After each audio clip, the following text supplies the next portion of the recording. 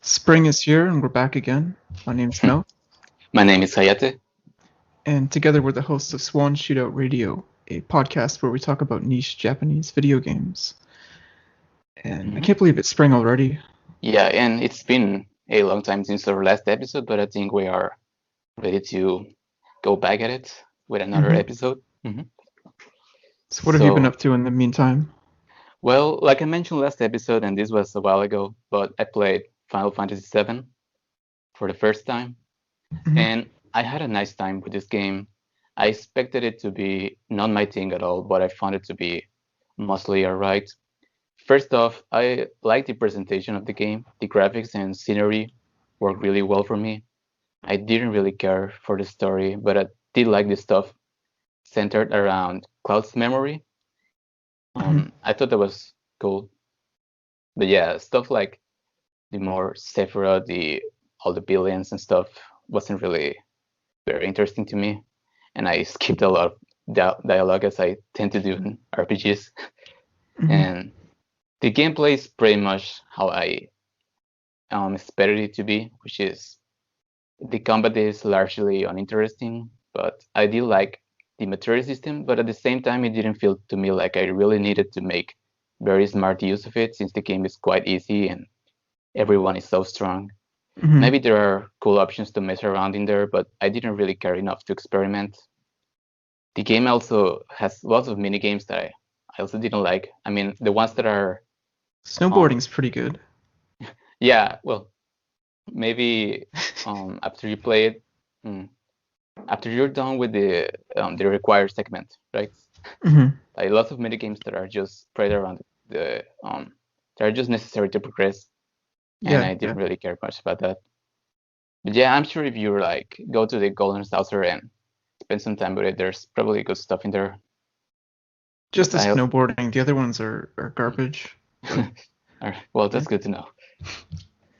Anyway, so since then, I've been digging more into the Super Famicom library. I've been going really hard at it.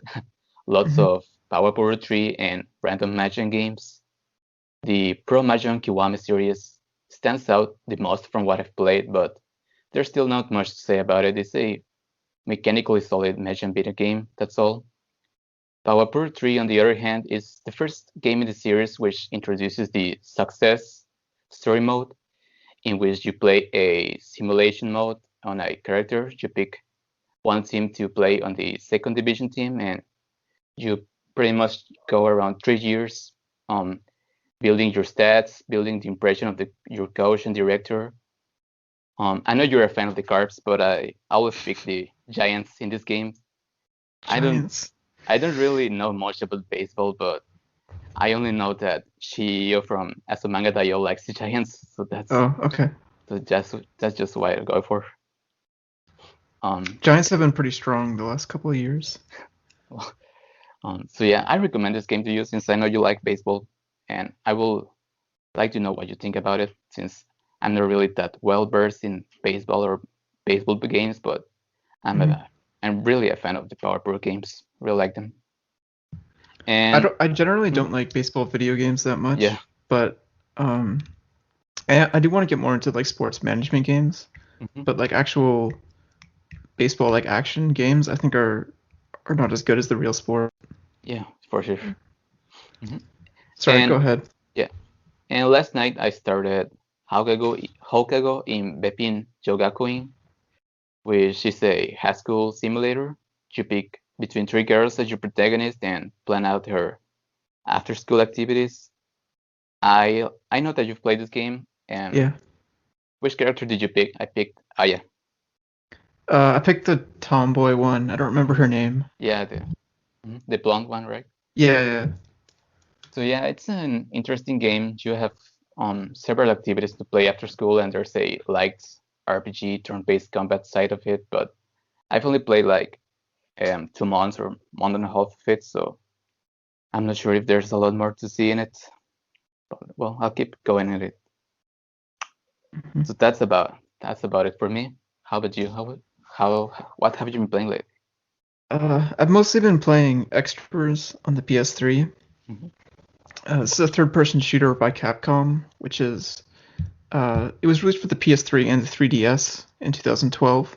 It's technically a spin-off of their Lost Planet series, which was mildly popular back in the 7th generation and then kind of disappeared after that. But while the Lost Planet series is more realistic and dramatic, X Troopers is sort of the opposite of that. It's got an anime art style with cel-shaded graphics and really goofy characters. The cutscenes are all presented in a manga style where the camera sort of pans from one manga panel to the next, and the characters will actually move within the panels and in some cases from one panel to another, and it looks really cool. The game is extremely stylish, and I think that's probably the greatest strength that it has is its style and presentation. Mm-hmm. There was a lot of shared development staff with the canceled Mega Man Legends 3, and some people speculate that assets from Mega Man Legends 3 were reused into X Troopers, but that's sort of unclear. Mm-hmm. And at any rate, the game itself is a fairly simple third-person shooter.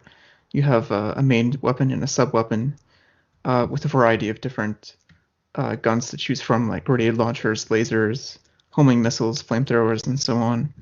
You can upgrade your weapons with materials that are dropped by enemies. All the weapons have infinite ammo, but they can only hold a limited number of rounds at a time, and you have to wait a few seconds while they reload. You've also got melee attacks and special techniques. A mechanic I really like in this game is you can quickly dash to the side by holding a direction and pressing the cross button. And if you do this right before an enemy attack hits you, then you'll dodge the attack and your character will flash blue very briefly, and you have a window where you can counterattack for high damage. So it encourages you to play risky and sort of try to dodge all the attacks at the last second, and it makes it feel very satisfying when you're able to do that consistently. The game is set in sort of a university setting on an alien planet, and in between missions you can run around the school and talk to the other students. They have new dialogue after almost every mission, and I found I really enjoyed going around and talking to the students and getting to know the different cliques that are in the school. For example, there's a girl who's worked for the school newspaper club, and she's always looking for scoops and interviews as there are new developments in the story, and that adds a whole lot of personality to the game. If you prefer, you can just ignore that and focus on the action, but I kind of like doing that as a break from the missions. Yeah. No, sorry, go ahead. No, I didn't really know about this game before. It wasn't localized or anything, right? Sounds like it No. will have a big fan base. I mean, it sounds pretty cool. cool. It sort of came and went very quickly, and a lot of people forgot about it. It didn't sell especially well. I think partly because it's mainly a 3DS game that was. Yeah, that's a weird combo, PS3 and 3DS. Yeah, it certainly feels more like a handheld game than a home console game. The missions are all very short, and they have like small maps that are reused a lot, and the mission objectives are fairly straightforward, just like defeat all the enemies or capture the flag or something. Yeah. But it's nice. Like it's very easy to pick up and play. Very simple action game, and it's so stylish and fluid and fast paced that I just played it so much over the past month. Yeah, that's about it. I think it's actually one of the best PS3 games that I've played so far. Yeah, I should get myself a PS3 someday. Yeah. To play that in Idolmaster. PS3 has a lot of good games. Yeah. I've liked the Atelier games that I've played as well. Yeah. Natural Doctrine was really good. And I have console. I have both my PS1 and PS2 hooked, so I should complete the collection. Well, I also have a PS4, but I don't really use it much. I have Bloodborne, which I never played. Not much aside of that.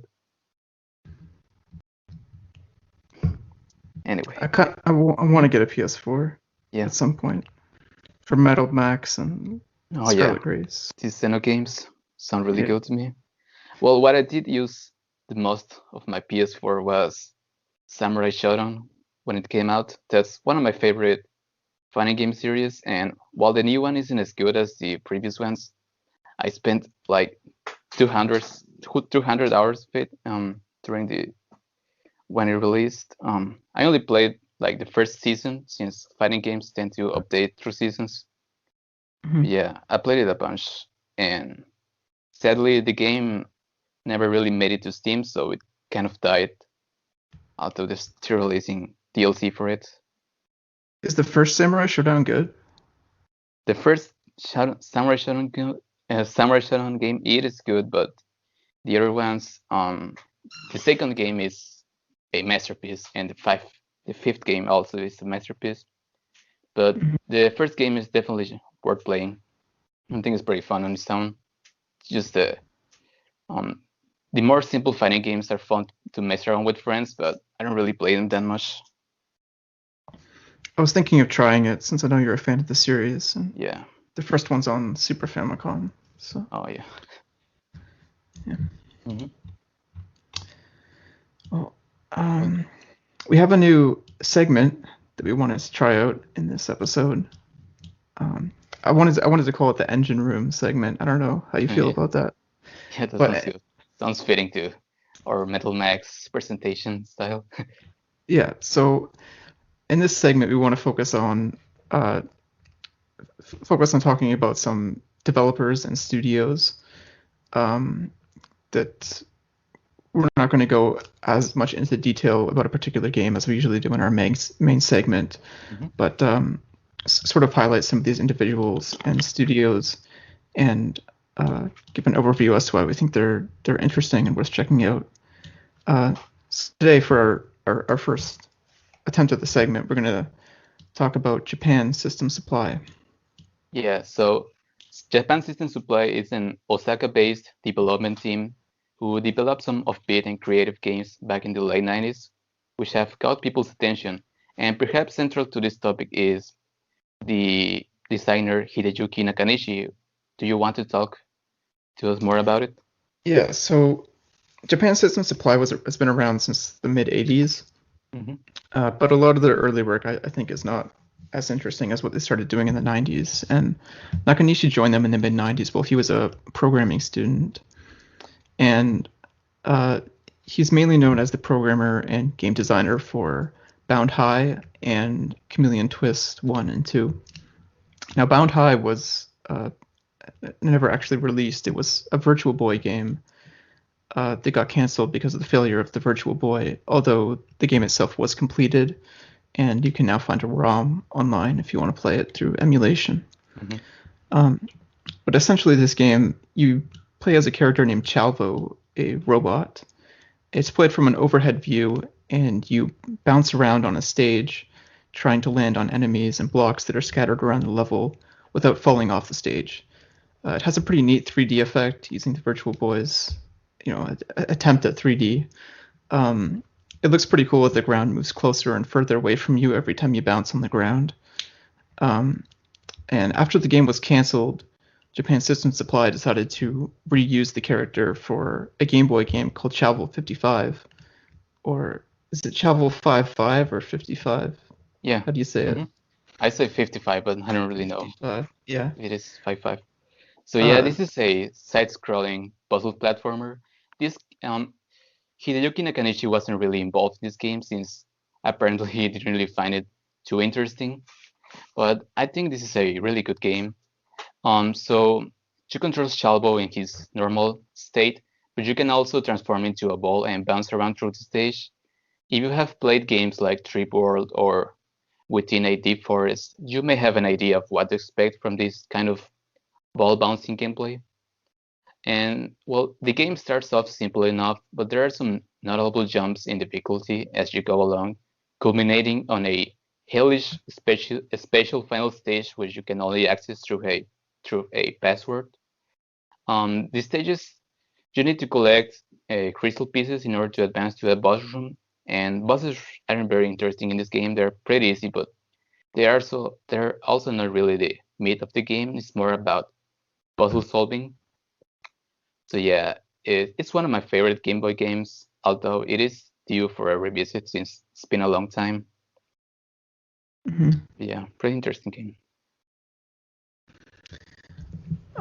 Nakanishi, despite not working on Chapel 55, he did continue at Japan System Supply with Chameleon Twist, which was an N64 3D platformer. You play as a chameleon, and the main gimmick of this game is using the chameleon's tongue to interact with the environment and enemies. By holding down the B button, you'll stick out your tongue, which extends extremely far and can latch on to objects such as walls. And you can then pull yourself towards the wall very quickly to traverse over a gap or a pit or some water, whatever. You can also latch the tongue onto a pole and then use the tongue to swing yourself around the pool in a circular motion and cross gaps that way. You can also stick your tongue down into the ground and push yourself up, sort of like using a pole vault to reach high platforms.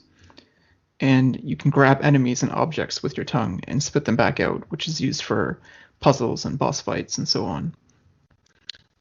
It's a pretty odd game, and it feels somewhat unpolished and experimental, but the novelty of the mechanics makes this, I think, one of the more interesting 3D platformers of its era. And it sort of highlights how Nakanishi was not so much interested in, I think, making games, but more interested in the programming and developing weird systems like he did with on the Virtual Boy and with Chameleon Twist. Yeah, the Sorry, go ahead. No, yeah, the central mechanic for Chameleon Twist sounds really appealing to me, so it's a game that I've been really meaning to play, but I haven't had a chance yet. It sounds like good speedrun material.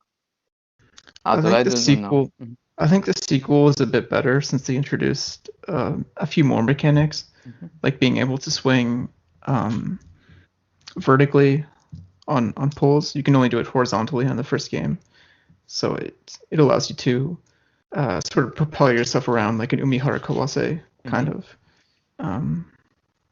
Nakanishi left game development after Chameleon Twist 2, and he became a researcher at Osaka University in the Department of Adaptive Machine Systems. And the main focus of his research was what he calls adaptive telepresence, which essentially means using technology to provide the audiovisual sensation of facing another person, even when you're communicating remotely. So, for example, using a robot hand that communicates grip strength and body temperature, allowing you to virtually shake hands with someone who you're talking to via video chat. And it's sort of an oddly relevant area of research nowadays, with so much of our so many people are meeting virtually now because of the pandemic, and there are a lot of problems with that, which people are trying to address. Things like eye contact. Whenever you're trying to video chat with someone, you're always looking down at the screen and trying to solve those problems. Although I think we're probably never going to get to a point where we use robot hands to shake hands with each other. But it's certainly an interesting area of research. Yeah. And it's cool knowing where he came from in game development. Yeah. So that's about all I have to say about Japan System Supply and Nakanishi. Yeah, I think we can move on to our main topic for today. So our main topic is Hanjuku Hero, a Famicom real-time strategy game by Square, and one of their more idiosyncratic series, I think, which is led by one of their more idiosyncratic developers, Takashi Tokita. On the first game, Tokita was more of a planner and graphic artist, but he was the director of all the sequels in the series, none of which were localized. It's, I think, maybe Square's only like major series that never left Japan at all, considering it's had like 5 or 6 games. Tokita has also played a lead role in many of Square's more idiosyncratic games like Live Alive, Parasite Eve, The Bouncer, and Nanashi no Game. He's currently one of the longest working Square developers who's still employed at the company, although now he's more in a supervisor role. At any rate, Hanjuku Hero is a real-time strategy game released in 1988. You command units which are led by generals and move around a map trying to conquer castles spread out around the map. Essentially, you tell your units where to go. They walk along the map, and when they reach a castle, they have to battle the generals who are in that castle. The battles essentially your units are represented on the screen on either side, and they ram into one another while you tap the A button, and whoever's stronger wins. Basically, it's very simple. Yeah, there is a gauge on the bottom of the screen, which represents the amount of power you can be tapping A for. So you can really tap A and hope to win every time. But yeah, it's really simple, not very deep. But there is a crucial mechanic later on which makes fighting a little more involved. That mechanic is that you can summon egg monsters into the fight, which basically pauses the game. Your characters bring out a big egg. They dance around the egg while it hatches, and then one of several dozen egg monsters hatches out of it. And with an egg monster, the battle becomes a turn-based fight, and you have like a couple different attacks to choose from based on the monster. Different egg monsters have different attacks they can do, which will deal damage. Some of them deal percentage-based damage. They can inflict status effects or debuffs and so on. Yeah, some will also destroy all the foot soldiers from the enemy team. And yeah, there really isn't that much variety. Like mostly stun is just like it can be presented as freezing, burning and stuff, but it's all just stun. Yeah. Stun effects.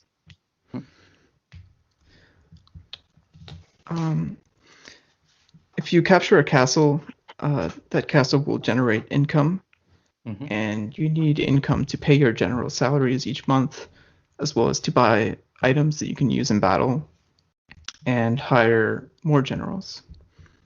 Each general has different stats and different egg monsters that they can summon. The eggs can be powered up to summon different monsters by visiting special locations on the map, and many of the egg monsters in the game can only be seen by visiting these locations and powering up your eggs. Yeah. Although I don't feel it's actually necessary for the most part to do that. There are like several dozen different egg monsters, and they each have unique sprites and attacks and so on. And the sprite art is very cute. Yeah. I think even if you don't see all the monsters in one playthrough, it's worth looking them up online because it's got a lot of cute personality to it. Yeah, I find the Famicom version's monsters to be a lot more cool looking than the Super Famicom monsters. They got pretty ridiculous and over the top on Super Famicom. Yeah, the Famicom versions are a lot cuter. And yeah, it should also be important to mention that every time you use an egg, it will lower your egg monster's level. Yeah. So you will end up summoning monsters which are much weaker every time you use it if you're not recovering or at the end of the month or using one of these special occasions. After a certain amount of real time passes, the month ends, and in between each month, there will be random events that occur. This can give you free items or extra income for the month, or some negative effect like decreased income for the month. As months pass, the seasons change, and this actually alters the terrain on the map. So, for instance, in the winter, all the water freezes over, and it's easier to travel over the water because traveling over ice is much faster. Yeah, it's much faster. There's 3 maps, which essentially represent easy, normal, and hard difficulty, although each of them have completely different terrain and castles and so forth. There's not really much story on the Famicom. It's a short game that you can complete in, a couple of hours, probably, all 3 maps. Yeah, you can probably beat the first game in a sitting. It's honestly not too long. But for what it is, it's a good experience. Like it's very cute. It certainly doesn't have the depth that hardcore real-time strategy fans are looking for. But if you want something that's more casual and has a lot of personality, then this will fulfill that wish. And the soundtrack is also really good. So yeah, Uematsu composed the soundtrack for the Famicom game, and I think Sugiyama. Yeah, it was Sugiyama. Did the Super Famicom. He even appears in it. Yeah. Do you want to go ahead and talk about the Super Famicom sequel? Well, the Super Famicom sequel, from the get-go, it's a lot more heavy on the story.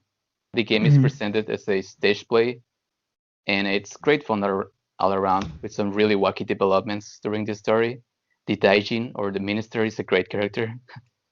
And so the game opts for a chapter structure as opposed to the original game's 3 scenarios. So the core gameplay remains the same.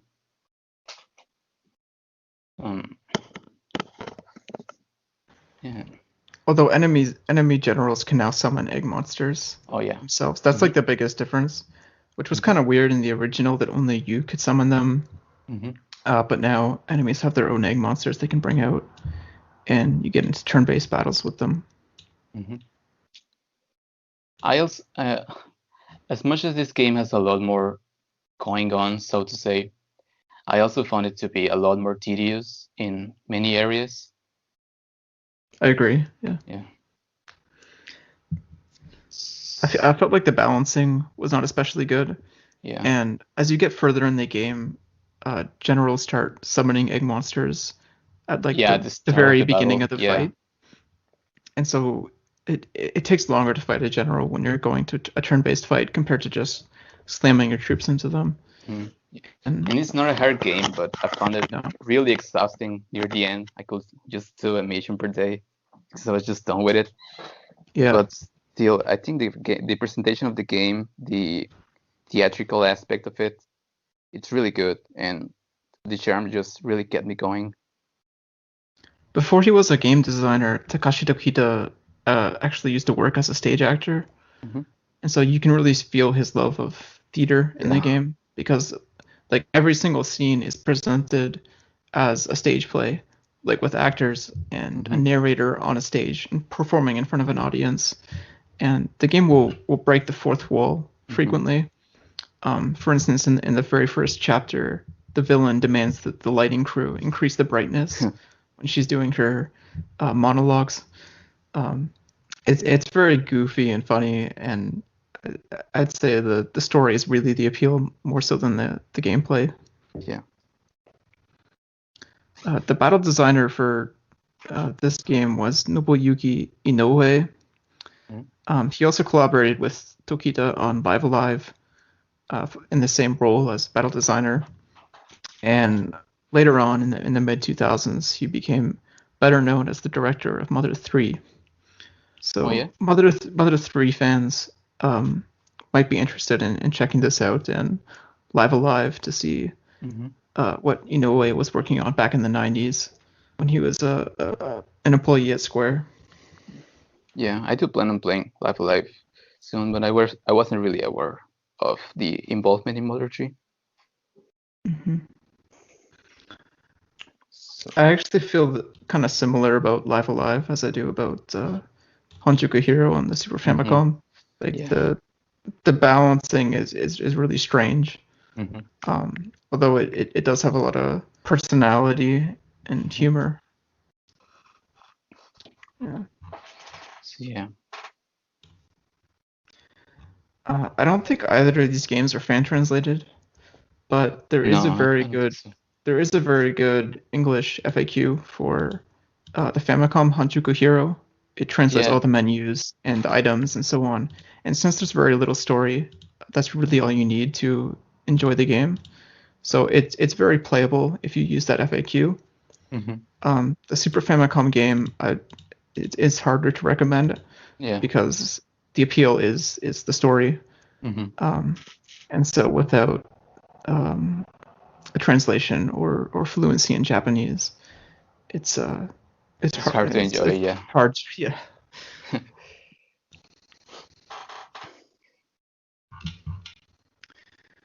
But I think that's pretty much it for Hanjuku Hero. Did you have anything else you wanted to put in? Not really. Just there really isn't that much to differ in the games. Just that the second game is more strong on its charm aspect, but it can get a lot more tedious to play. While the first game is a more solid experience all around. Much feel like it has a bit more vision towards its gameplay and what it wants to be. But yeah. I heard that they rebalanced a little bit in the Wondrous 1 color port of the Super Famicom Hanjuku Hero, and they added some new egg monsters and so on as well. But I'm not sure I really want to replay the game just to experience that, you know? Oh yeah. And I'm also really interested in seeing the other games in the series. I know there's a PlayStation 2 game. I'm interested in seeing what changes it has. What can it offer in comparison to the first two games? I've seen some cutscenes from the PS2 version, and it definitely feels like it builds on what the Super Famicom game was doing with the stage play aspect and the humor and so on. Although I think they kind of moved away from the real-time strategy aspect with some of the sequels. That's unexpected. But, yeah. Well, I guess I can understand somewhat if they wanted to appeal to a wider audience or something. Well, I think that's it for this episode. A bit of a shorter episode, but some cool topics. Yeah, and it's good to be back. yeah, it is. I've been really busy with work over the past month, but that's finally calming down a bit now. So that's good to hear. It's nice to chat. Yep. So thanks for tuning in, everybody. Thanks for tuning in. See you next episode. Take care.